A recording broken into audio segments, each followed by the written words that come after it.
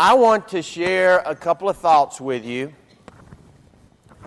and I would ask if you take a little journey with me. And I had not thought about this before, but I think a good way to start it would be to borrow a line from my good friend Ronnie.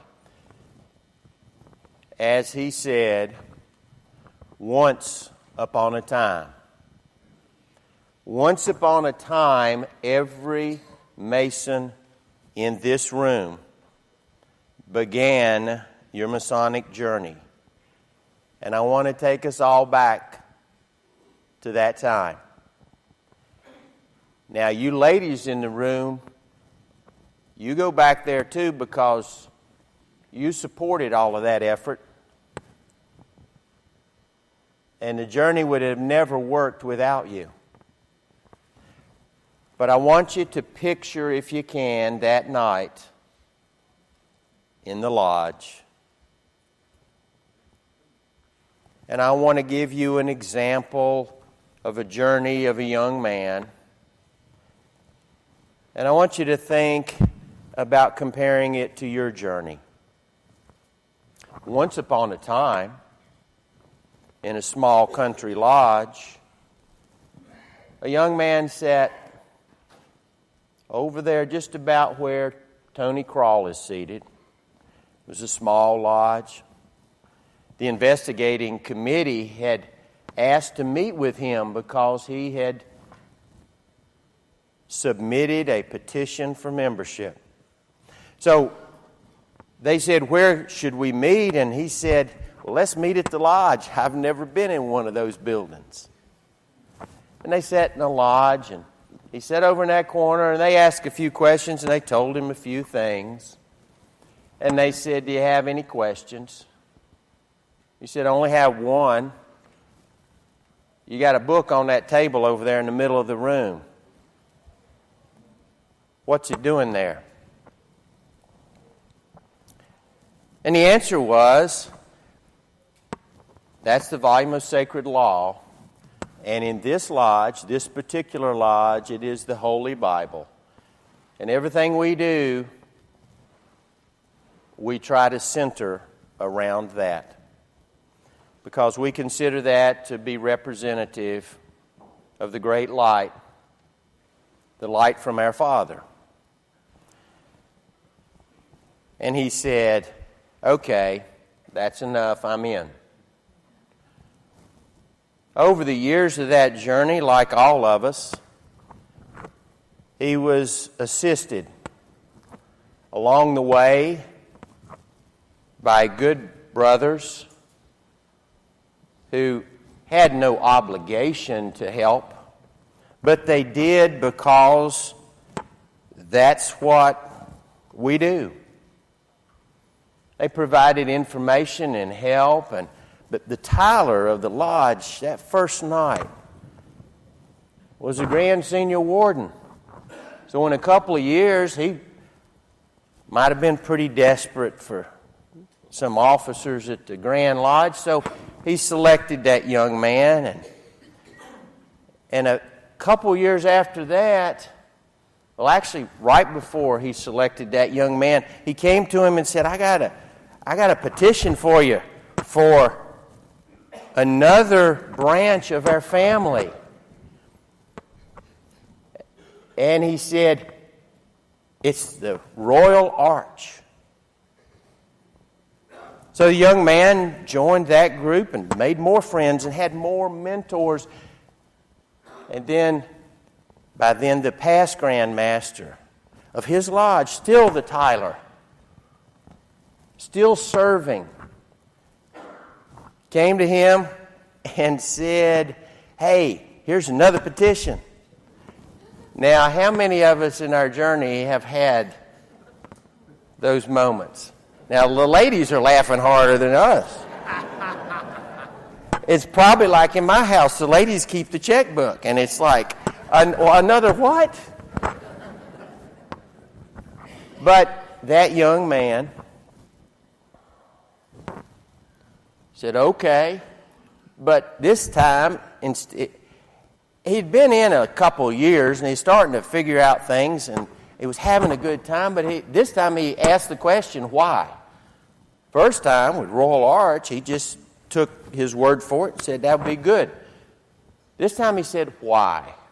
And that past Grand Master said, so you can get the rest of the story, so that you can continue on in your journey. He said, nothing is ever better or higher than you earned in that little country lodge with only about 15 chairs on the sides. He said, nothing's ever better than that. But it just shines a bigger light on it and lets you see it a little bit better.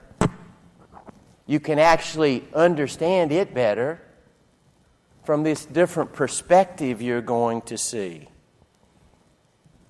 So the young man did, and then it ended up the young man came along and he got in his own way in Grand Lodge, and then later he was asked by a gentleman come visit him in a big old building in Washington, D.C. And when he did, the older fellow looked at him and said, you don't know why you're here, do you? Young man said, no, I don't. And thus began another chapter in his journey. Heroes along the way. John Boyd Obenchain, that Tyler and Grand Master. Bill Miller. Mitch Miller. Bob Hannon. Kurt Lancaster. Bill Malaire. Ronnie Seal. Bill Brunk. Steve Munsinger.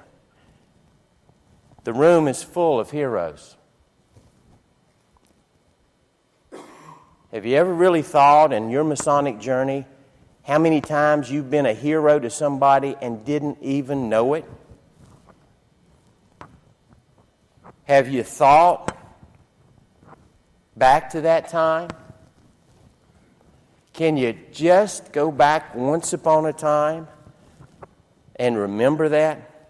That night, you didn't know what was going on. But there were people there to take care of you. And now we are still doing that.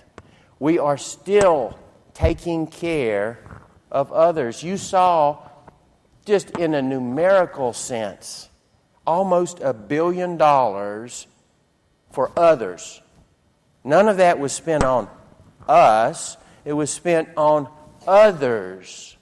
Every one of our Masonic organizations is about getting it out.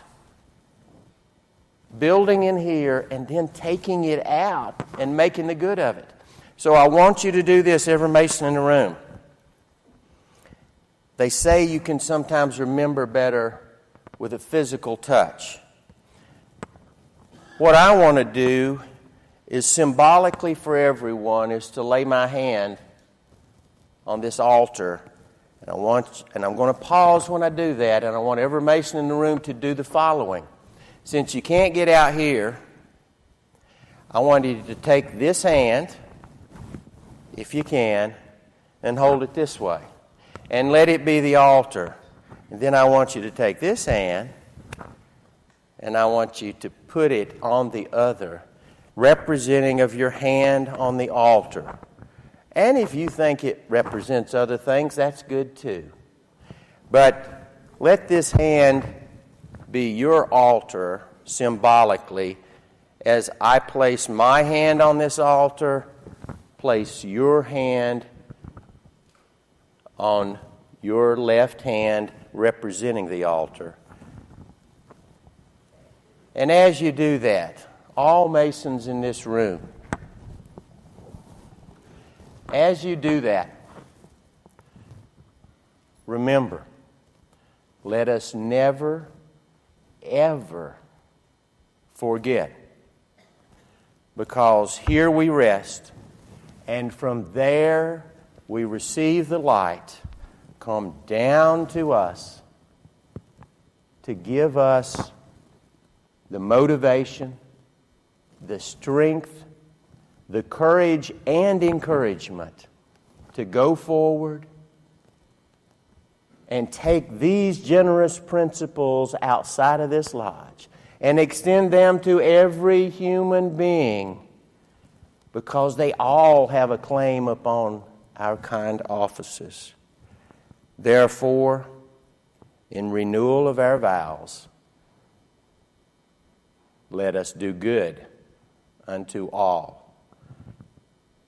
And the great light of all creation will look down upon us and will smile and will lift us in His arms and will say, "Well done, my good and faithful servant." God bless you all. God bless Scottish Rite. And God bless our Masonic family. Thank you.